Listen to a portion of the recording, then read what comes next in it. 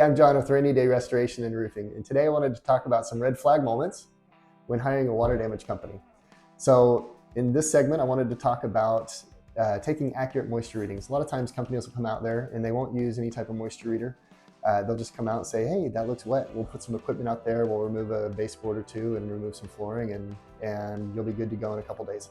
Or they might just use a moisture probe that they can stick into the wet surface, and it'll beep a little bit and tell them that there's a little bit of water there, but they don't know how much.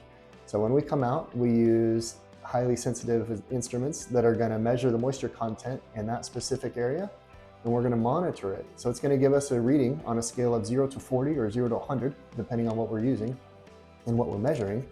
And we'll monitor it for several days as we dry. And when we finish, you're going to know definitively that your house is below that dry standard, which in this area is usually 14 or 15 moisture points.